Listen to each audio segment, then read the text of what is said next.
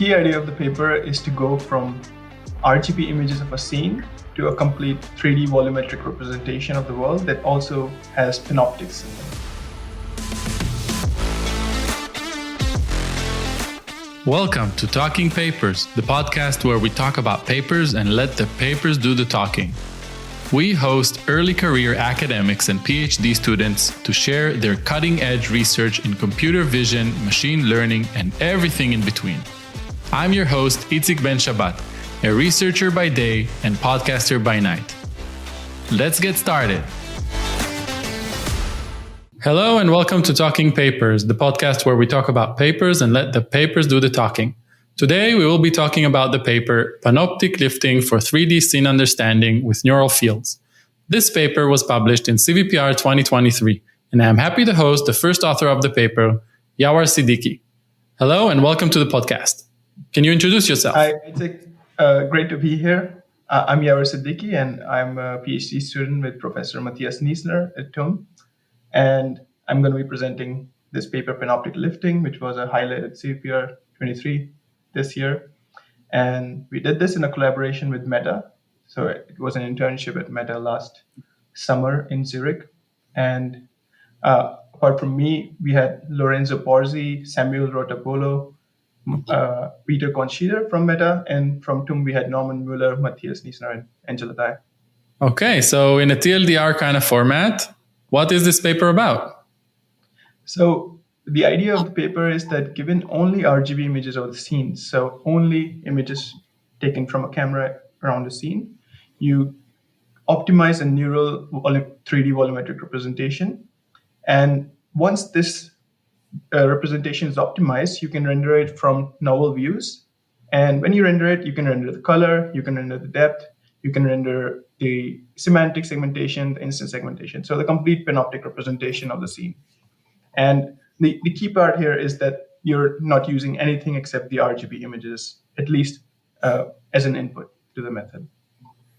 Really interesting. And I think like you mentioned several kind of components or keywords that we're going to break down in the approach section. But before we do that, let's dive into the introduction. So what problem is this paper addressing? So in this paper, we're trying to solve panoptic 3D segmentation, but in a neural field setting. So let me first say a few words what panoptic segmentation is, because we're going to be using this again and again. So in a very vision sense, you can, like, to make it easy to understand, you can say it's semantic and instance segmentation taken together. So panoptic as a word basically means everything at once. So it's semantic understanding, instance understanding all taken together. But there's, like, if you get technical about it, it's also about the concept of stuff and things. So you cannot have instance segmentation for everything.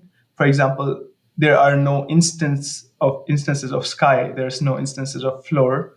So for these things, we call them stuff. And then there are things that are countable, like a sofa, a chair, or a table. And these are the things. So panoptic segmentation is breakdown of stuff into stuff and things. For things, you have instances, and for others, you have semantics. So all of this together. And does that relate a little bit to kind of foreground, background items in some way? Because it is in a similar way, but maybe more here in terms of countability and if it's countable or not, and whether it makes sense to have an instance or not. And a lot of times it's up to, like, the method to decide what's going to be a thing and what's going to be a stuff. And there's also some some leeway we take in defining what's stuff and what's things. But anyway, so you were asking more about what's the problem we're addressing. Yeah, so we're trying to solve panoptic segmentation for neural fields, and we also want to not actually have the user label this stuff out. So make it easier in terms of input-output settings. So how much the user has to do here. So, can you just for a second pause and say what are neural fields for those that don't know exactly? So neural radiance fields, or NERS, is this great representation that came out around 2 years ago, and we have so much work in this now. So it's basically a way to capture implicitly a scene in such a way that, like, for each point in space, you can capture the radiance of the scene. And the way it's done is rendered volumetrically to an image. So there's sort of ray marching through the scene, and you accumulate the radiance, and you can then render to an image. And I mean, it was proposed for the novel view synthesis task initially, but there have been a lot of derivative works leveraging it for different tasks. And we're just another task as like using the same representation in for panoptic segmentation. So maybe in other words, we have a network, right, that we can use in order to kind of model the entire space or like some 3D space in such a way that at every point we get a density and RGB, right? Now, if we have for every point a density and RGB, we can project it onto an image and get like this nice rendered image, even of things that we haven't seen before. This is why it was used for novel view synthesis, right? Exactly. In your case, you're using it for an entirely different problem, right? You're saying, okay, now I have this volumetric kind of representation, right? I know what happens everywhere in space. Can I know more about it? Not just the RGB and density. Exactly. So one other thing I like to think about is neural fields are just another representation of a 3D scene, right? Like just like you had meshes and you can render them to images, right? In a similar way, there are like segmentation on meshes and other 3D representation like voxels. In a similar way, think of neural fields are a representation that are being rendered to images. And now we add segmentation, panoptic segmentation to it. Okay. So you were starting to explain what the problem that this paper is addressing, and we paused for a brief overview of what is panoptic and what is neural field. Okay. So what is the problem here? So the thing is 2D. So why we got into this problem is we saw that 2D segmentation networks are actually quite good. So if you take mask to former or now segment anything, like these methods work really well. And also on images that you take in the wild, right? Like if you take a picture from like the scene where I'm sitting here, you can segment everything pretty nicely. But the same kind of results are hard to get in 3D. So if I take a couple of images from the scene, and run it through these kind of models, you start to get a lot of issues. So you'll start to see that like for the same object in different images, you might get different labels. Sometimes the model just fails to predict anything. And also you cannot really use these 2D models for instance segmentation because the ID gets counted again and again, right? So it has no notion of two different frames and two objects being the same in space. So it will just count them again. So we want to see what's the most effective way of leveraging these 2D models, which are already so good, and lifting them up to 3D representations. So that's the problem we're trying to address. Hence the name Panoptic Lifting. Panoptic Lifting, yes. Okay, but why is this an important problem? Like, why should people want to do this? On a more like high level, I guess it's one of like segmentation is one of the most basic vision problems, right? Like a lot of downstream tasks come from it, and like we're only recently seeing all the interest in like novel view synthesis and all that. But like original vision problems were segmentation because you see like there are a lot of applications like I don't know augmented reality, virtual reality, robotics, so robot navigation where it has to go. Like if you have to tell a robot to pick something, you have to know what that is. So self-driving cars, for example, need to know what's there on the road. So all this segmentation is like a really basic vision problem, and it just opens up a lot of ways, like a lot of downstream tasks. What's also like in our paper, we actually show a small downstream application, which is editing of the scenes, but that's just a proof of concept. Like I think segmentation on its own is a very important core problem, but we also show some downstream tasks in the paper. Yeah, I can totally see where this comes into play in a lot of different kind of applications. So really interesting direction. But what are the main contributions of this specific paper? Okay, so as we put it in the paper, we can make it into two parts. So one is going from only RGB images to this 3D representation where for each point in the scene, you can have the color, the density, the semantic and instance IDs. So this is all coming from 2D machine generated labels. So that's one part. And the second part is, since we are using machine generated labels, they tend to be very noisy. So if you just naively go ahead and do the first part, you're going to get a lot of noise, you're going to get a lot of issues. And these are some things we highlight in the paper if you naively do this. So how do we handle this and make it more robust so that it actually works with machine generated labels? Okay, I can't wait to dive in deep into the approach. But before we do that, let's talk about related works. So which one or two papers should people read before reading your paper? So one thing, as you point out at the start, right, like here, that what are neural fields? People have to know this because we're using it as a representation. So NERF is a really inspiring work in this field and very fundamental. Then as a backbone, we don't actually use vanilla NERF, but we use a paper called TenSurf, which makes NERF faster by factorizing it into these triplane-like representations. And this is also important since we're using it as a main representation. So these two are really like foundations. On top of that, we're using this 2D model called Mass2Former. It's nice to know this, and I think this is what makes our thing work. If this didn't exist, I'm sure this wouldn't have worked. Then more related to our paper, so more related work would be semantic NERF, which was like when NERF came out, I think one conference later, there was semantic NERF, which was doing it with, so how do you add a semantic field to a NERF? And they did it with like complete ground truth masks and like really ground truth info. But nevertheless, it's like a fundamental work in this domain. There's also panoptic neural fields, which is a paper from Google, which is super related. And it does things, I think it actually solves exactly the same problem, but in a different way. And maybe we'll talk about why we felt the need to make another paper in the same domain. Yeah, in order to break that down, we have to start talking about your paper. So how did you do it?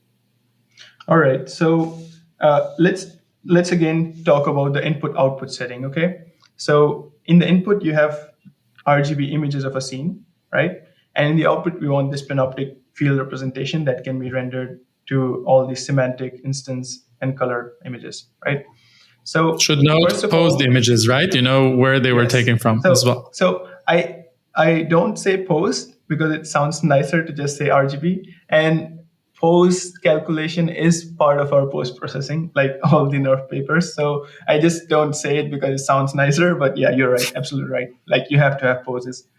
Right. So as a part of pre-processing, we do two things. As you said, like we create poses with Colmap. This takes a little bit of time. And the second thing we do is we run Mass2Former to get, for each of the input images you capture, the semantic segmentation and the instance segmentation. And we can go ahead and optimize the field and everything. But before we do that, while inferring with Mass2Former, we also make sure that instead of like getting just one prediction out of the network, we make like multiple predictions out of it. And the way we do it is like this technique called test time augmentation, which is basically instead of taking the same image, you kind of corrupt it. So maybe you stretch it out, maybe you add a little bit of Gaussian noise to it, maybe you flip it horizontally.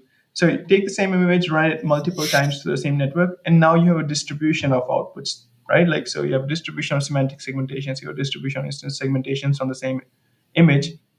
And this is just helpful for something we'll do later on, right? So yeah. So once we have this pre-processing done, we have the poses and the segmentations, we now want to optimize a neural radiance field out of it.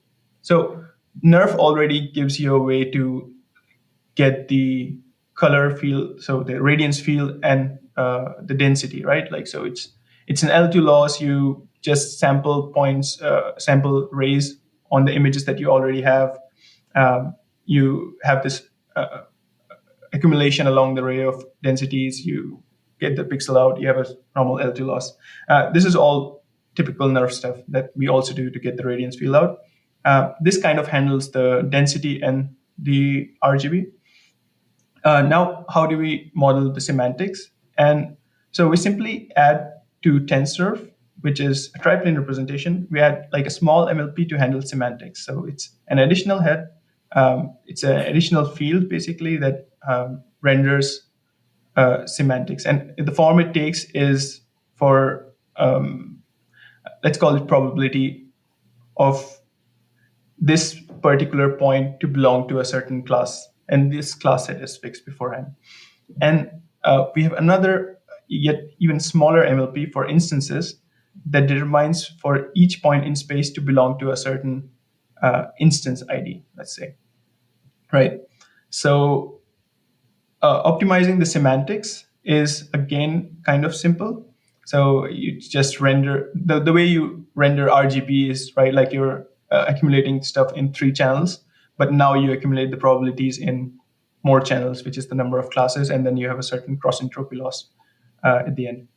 The instances are harder because you don't really have the supervision, right? Because the instances that you're supervising with are coming from masterformer, which keep changing their instance ID all the time, right? So you cannot directly use them because, I don't know, if this jug exists in one of the frames, might have gotten an ID of 2, but you see it in another frame and you might have gotten an ID of, I don't know, 5. So you cannot really supervise with it. And like kind of the like intuition is that NERF kind of gets the depth, right, during the optimization. So it will have an idea of what points in space might have the same ID, right?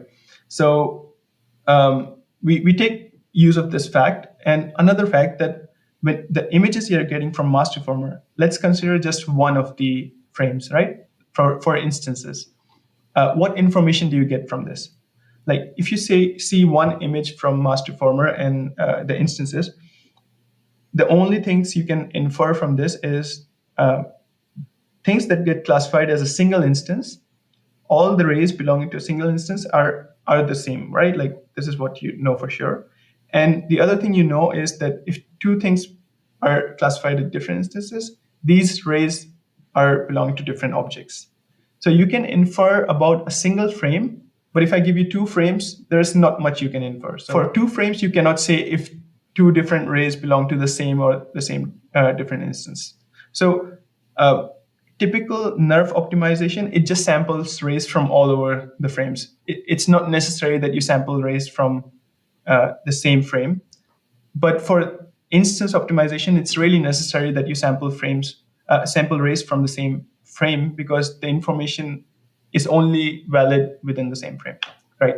So the next step we do to supervise... Wait, before we go on to the next step, I feel like there's a lot to take in, so I want to break it down a little bit. Okay, so first thing you said, pre-processing, right? You get a bunch of images, you get their poses, you get their segmentations, and not only you get segmentation, you get probabilities as well, right?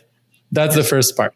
Now you feed that into your NERF, but oh wait, NERFs are just RGB and density. Oh no, here's where you come in. You say, okay, we take another MLP. This additional MLP will give us the segmentation and instances.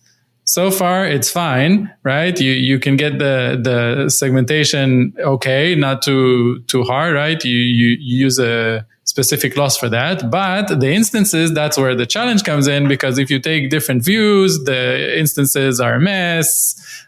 So you kind of have to handle it in a smarter way. And your smarter way is to kind of focus on the like rays from a specific frame to overcome that bit. Yes. And exactly, like this is a really good summary. So the instance part is the more challenging part. And the thing is, you have to map from the space of labels in a single frame. So this is like a new labeling, right, per frame, and it's going to be 0, 1, 2, 3 or something. That's the masterformer labeling. And you want to map it to the space of something that you're predicting right now, like your 3D instance IDs. So there has to be an association from the 3D instance IDs to, the 2D masterformer labels, that's per frame, to your 3D instance IDs that are existing in like the global context of the scene. And the way we do it is we used this Hungarian algorithm, so some linear assignment matching from the distribution of what we're currently predicting. So what's the most probable label, a mass to formal label would be associated with in 3D. So you can think of it as like if I render the current frame's instance IDs through the nerve, and at the same, so this will give you an image, let's say, and if you look at the instance predictions from mass to former, and now I try to like overlap them, right? You can imagine what's the most probable association there, right? Like for this scene, it's probably like some big blob here, and the clean blob from master former. That's probably the ID that gets assigned to me as an instance. So that's the kind of like, so using these, we don't use IOU, we use probabilities here, but think of it as something like a soft IOU. We create like a cost matrix for this Hungarian matching algorithm, and we perform this matching. And this gives you a mapping going from master formal labels to the 3D instance labels. Now we're in the same space. So for the 2D frame, we actually have 3D instance IDs. And we can actually use like a normal cross entropy laws that's typically used, and that is used to supervise it. So that's one part. So this does some sort of a job, but if you just go ahead and do this, there's a lot of issues. So both in semantics and instances, because the labels that if they were coming out to be perfect, this would have worked already, but they're usually noisy, right? So as I said, like different frames, it's machine generated labels, right? Like, so there would be some noise because it's not quite the ground truth. Yes. So how do we handle this noise? So one thing is, I mentioned before that we were taking multiple test time augmentation runs. This also gives you a sort of confidence scores for your predictions. So you can weigh your losses by these confidence metrics. This helps a little bit. What also is a problem is if you so this is actually very specific to neural fields, because I don't know if you remember, there's this issue of floaters in neural radiance fields. So sometimes when you can't really like explain something, you make up floaters to explain it better.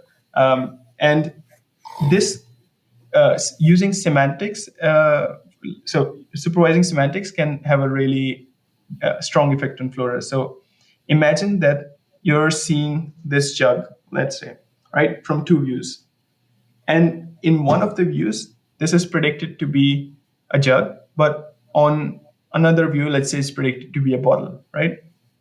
Now, what is the network gonna optimize it to be? Because both of them are equally weighted, let's say, even in terms of the confidence that's coming from the network, it's equal.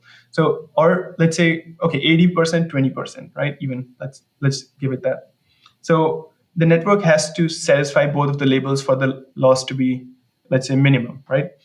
And what it ends up doing is from one of the views, it will do it properly. So it will be a jug, but from another view, it will create a cloud in front of it that will say it's a bottle. So it looks good from this side. It looks good from both sides. Loss is 0. Perfect. So, but this is not what we want, right? Semantic floaters. Yes, it's exactly this. I never thought about this word, but it's semantic floaters. And visually, they don't look so bad because they're really thin. But in the semantic class sense, they do appear in the semantic mask.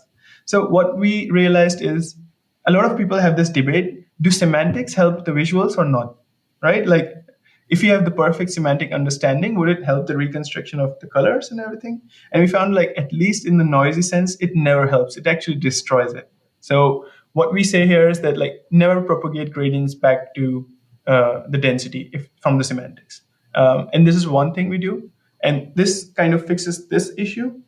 But now if we run this, what will happen is there will be no floaters. It will be perfect depth. But as you move across the scene, it will just turn the label from a jug to a bottle. And it's like, what's happening now? And we saw that, okay, the formulation everyone uses for neural fields is especially in semantics. So we're like coming from the semantic nerve, panoptic nerve background. So we were just using the same formulation as them. And we saw that they render, like, what do you output at the end of your semantic MLP? Is it logits, which nicely fit to like cross entropy loss and PyTorch, or probabilities? And we make a decision to do probabilities just because when we had used logits, this is what was happening. As you move, it's just changing the labels. Because, when you render something, you're doing a weighted summation of all the values, all the points along the array. And as you do this, and you have logits at each of the points, these logits can go from anywhere from like, I don't know, to infinity, right? Like they're not bounded. And what the network would do is, for this, it's fine. Like there would be a strong logit that says it's a jug at the end. But for the other array, from looking here, the logit at the surface is saying it's a jug.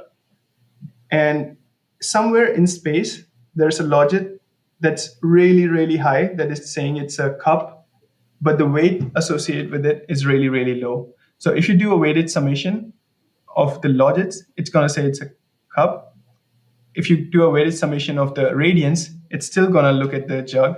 So everything works out in RGB, but it just seems to flicker in the semantic space. So basically, like the key takeaway here was like, if you're ever rendering something with radiance fields, make it bounded because the weights can just like mess you up. So this was another change we did. Then there's like in the same scenario, there's still an issue because if you think about losses, the optima is still something that's a combination of a jug and a cup, right? Because it's not one thing or the other, like, I don't know, GAN losses that promote this, but the optima of the cross entropy loss is like something of a combination. And we introduce another loss here that says, oh, we also have these instances. And actually, like Masterformer gives you segments. It's a more basic concept. So how it works is first it makes segments, and each of the segment is assigned a class and an instance. So think of it as the floor might have different segments of floor, but it's the same class, but you won't have instances for it. But for the couch, a segment and an instance is the same thing. So we also have these segments. And what we know is all arrays belonging to a segment should be the same class, no matter what the class it is. So in both the frames, in the jug frame and the cup frame, whereas both the frames are saying it's the same thing, but whatever it is. And this we use just as a regularizer to say that it should not be a mixture of things. In each of the frames, it should be the same thing. So that's just an additional regularizer added on top. And this also helps a lot with like keeping this consistency. So if you when you combine all these things, it ends up being like this really robust and something that works with machine generated labels in the end. Yeah. Okay, so you've mentioned a lot of different losses. Let's kind of just word title, key point, just the general name of the loss that you introduce here and what it does, right? In 2 words. So you have the regular nerve, RGB, and density losses, right? Yes. That's one. Then you have so the one I just mentioned was the segmentation consistency loss, which is just saying that it should be a single thing. Then you have the blocking of gradients so that you don't have these semantic clouds. And then you make sure that you're rendering probabilities on the array and not logits. And right. Of course, you have this whole thing where you're handling the instances by Hungarian matching.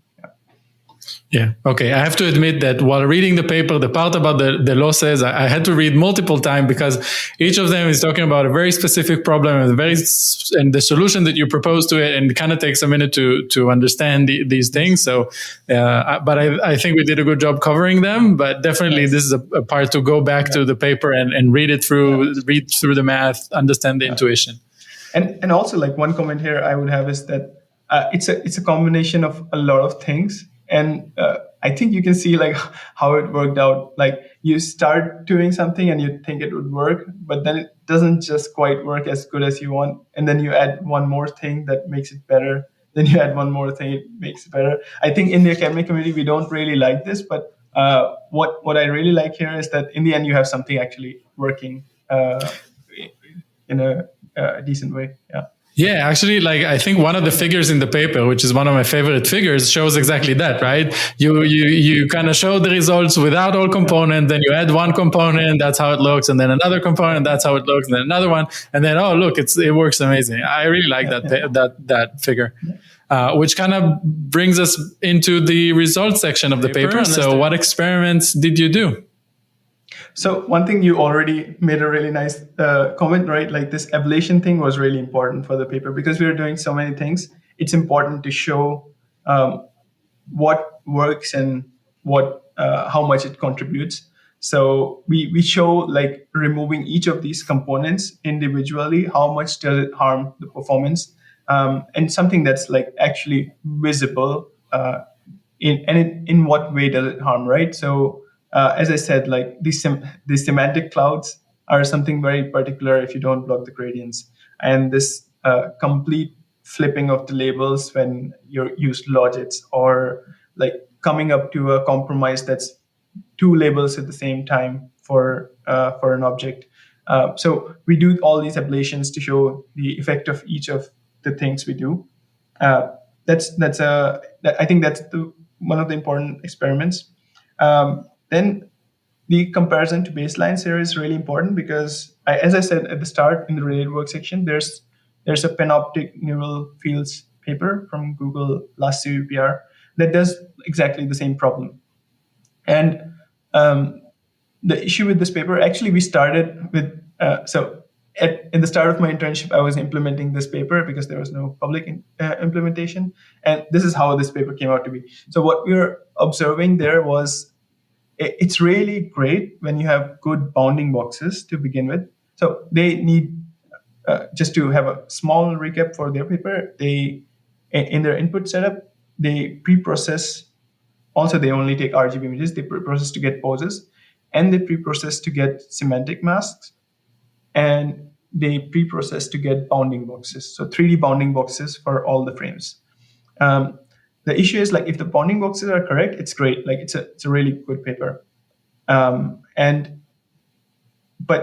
in real life, you don't get good bounding boxes. And that's the problem with, like, if you compare 2D and 3D networks, you'll just find that 2D networks tend to be much more robust, right? It's just more data to be trained with, and I guess a longer history of research. They tend to be much more robust. So relying on 3D bounding box detector is kind of the failing point there. And we saw that once, like, I don't know, if you miss out on a detection, like, you can never recover the instances or the semantics of that thing just because of the formulation they had. So it was really important for us to compare with this method in the indoor setting we have. It's also, we also wanted to give them a fair chance that what if we ran Panoptic neural fields with a perfect 3D detector, but with noisy semantic masks, right? So just to give more of a fair shot. And this is also one comparison we show in the paper. And one cool, so apart from these comparisons and ablations, one cool application we show is, let's say you just optimize your whole scene, right? Like, let's say you're done optimizing your scene. What do you do with it, with this Panoptic understanding? So we show scene editing as an example. So now, since you know what's a chair in the scene and also the individual instances, you can actually say, like, let's delete this chair. And you can do this in neural fields by just saying that wherever at a point in space you have the instance ID of 1 with chair class, delete this. Like, don't have any density there. It just disappears. Density 0, okay. Density 0. And let's say you have to move it. You just say, or duplicate it. You just say that at a new box that I give, just copy over the density and the colors from this point. And so basically, like, just warping. That's really cool, yeah. So This looks actually really nice in the visuals that you can just edit this out. So typically, like scene editing papers, what they do is like they ask the user to mask things out, and we're just basically getting these masks from our pipeline. So that's what we wanted to show. Yeah. And yeah, they're really nice. Yeah. I mean, it works like physically, right? It moves it, Yes. let's say, in the neural field domain, but it doesn't change the lighting accordingly, right? It will still have some limitations, but I think it's a really cool application. This is true, and this is like more of a limitation of neural radiance fields, as you said, right? Like if you take the thing out of the context, it just doesn't look right because the lighting is just baked in. Yeah. Okay. So, but this is it's not a tricky question, but it's I don't know. Some people don't want to talk about it. So when does your method fail? Okay. So there are failure cases where the nerf optimization doesn't do well. So there are some scenes, quite a few scenes in ScanNet, because the original ScanNet was not made to be for neural fields. So you'd see that there are scenes where the nerf optimization doesn't just work so well. And since we're basing heavily on the depth priors that nerf gives, it's just completely failing there. Then another strong issue with our method is like in all the scenes we show or in the wild captures I have, we don't have dustbins because mass to former does not detect dustbins. So like more generally, the limitation is that you cannot work with classes that are not in mass to former. So we actually map them to ScanNet classes, and some of the classes just don't exist, and it just doesn't work on these classes. So that's one big limitation. Another thing we don't point out in the paper, but like it has to be said, right? Like this is a work for static scenes. It cannot work for dynamic scenes. And actually, like one of our baselines, this Panoptic Neural Fields paper actually also works for dynamic scenes. So that's actually one important point that one should say. We'll talk about this more in the future work section, I guess. Yes. Were there any unexpected or interesting findings? So I was surprised at how good these 2D networks already were. One interesting part was seeing how good the uncertainty correlated with bad results. So if I also render out the uncertainty for like these networks on how confident they are for each of the labels, like visually you see how good of an indicator this is. And this is like one potential we didn't quite leverage, but we can also talk about it in future work, but this is like kind of was really surprising to me how strongly correlated these two were. So there's definitely some more things that can be exploited there. Yeah. Okay, moving on to the conclusions and future work section. Actually, I'm going to start this one with the future work section before I ask the usual questions. It kind of begs the question, like you're really relying on these 2D methods to lift them up to 3D, but do you think there's an option of kind of doing this in a, let's say, kind of circular or updating way, right? Or like iterative way, right? You get the segmentation from 2D, you lift them, then you get something more consistent in the 3D, you update the 2D, maybe you retrain the models or something like that to get a better, right? This could be used in this, is this something that's plausible or thought about it? So we didn't think about it much, specifically because like these, it's an optimization setting at the moment, right? Like we have to take a lot of images and it takes 24 hours to optimize the whole scene. So the cycle would be too long to feed it back to 2D.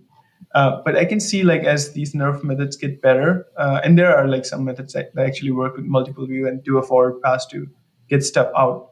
Once you have these short cycles, there definitely should be some way to actually loop it around. Yeah. Mm-hmm. And also another question, this kind of maybe related or future work part, right? You're using an off-the-shelf segmentor, right? this could be easily replaced with the next Yes. Top scoring one. I don't know, segment anything, everything. Exactly. So really good point. Like this was what I was gonna say. Like since you were asking, like, oh, what's the future work? And I think this is what some people are doing. They're trying to. So one limitation I mentioned is like I'm limited to the classes that Master Former has, but something like segment anything doesn't have this limitation. So it's very natural to replace. I mean, when we did this 1 year ago, there was no segment anything, and the best thing was Master Former. But now it makes a lot of sense to actually just use predictions from some top of the shelf model instead. Right. Yeah. Okay, so, but now for the traditional conclusion and future work question. So how do you see the impact of the paper going forward? And has there been some interesting paper that followed it? So in terms of follow-ups, I think there was one interesting work from Panoptic Lifting Panoptic neural field authors that did work in the same domain, but I think it's also kind of concurrent, so they don't quite compare with us. So in terms of exact follow-ups, I don't think we have any yet, but I know some people who are working to get segment anything working on this, and there are already some, like, not papers, but implementations out from hobbies that try to make segment anything work with this. And as an impact, I don't know. It's a hard one to answer, I guess. Yeah, time will tell. I mean, we never know, right? Yeah. Yes. Okay, great. So before we wrap up, we're moving on to my favorite part of the podcast. What did reviewer 2 say? Please share some insightful comments you had in the review process. Yeah, I mean, we were really lucky with the reviewers in this paper, actually, like better than I expected. So they were really, really positive. One really good comment from one of the reviewers was that we're using this TensorFlow backbone, and maybe all the benefits come from TensorFlow. And actually, it was the opposite. The only reason I was using TensorFlow to begin with was to have a faster optimization, and we even used a really bad version of TensorFlow, like the easiest, like cheapest one. So it was nice for us to see ourselves. Like if you just replace this with a vanilla nerf, what happens? So that was a good call. But there were also like some funny reviewer comments. So one reviewer was really, really happy with our video. So he was like, oh yeah, this was one of the best presentations I saw. And the comment he had, like what he really liked was that for the semantic masks, I was using, like, whenever there's a class change, there's a black line, so a border for each of the classes. And he was really a big fan of this. It was funny seeing in a review, like, okay, yeah, this looks really nice as a strength. Aesthetic comments. Yes, yeah. Aesthetic comment. Another comment was like, oh, why did he choose lifting as a name in the weakness? Yeah, I mean, when you first read it, it's like, yes. Wait, what? Lifting what? Are we lifting what? Yeah. And then once you read it, you say, oh, okay, you're lifting that. Okay, then that makes sense. It's a valid question, to be honest. Like it's just funny seeing it in the review because like some of our co-authors, like it was like two-sided. Like some didn't like lifting, some liked lifting. So yeah, could see it. Okay, excellent. Yeah, well, thank you very much for being a part of the podcast. Thank you so much for hosting me. It was amazing. Yeah, thanks. Well, thank you for being here. And until next time, let your papers do the talking. And now for a word from our sponsor.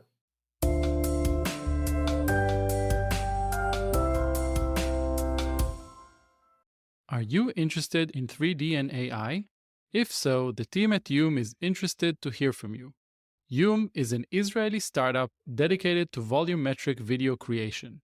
They were voted as the 2022 Best Startup to Work For by the Duns 100. Join their team that works on geometric deep learning research, implicit representations of 3D humans, nerves, and 3D 4D generative models. Visit yum.com. Thank you for listening. That's it for this episode of Talking Papers. please subscribe to the podcast feed on your favorite podcast app. All links are available in this episode description and on the Talking Papers website. If you would like to be a guest on the podcast, sponsor it, or just share your thoughts with us, feel free to email talking.papers.podcast@gmail.com. Be sure to tune in every week for the latest episodes. And until then, let your papers do the talking.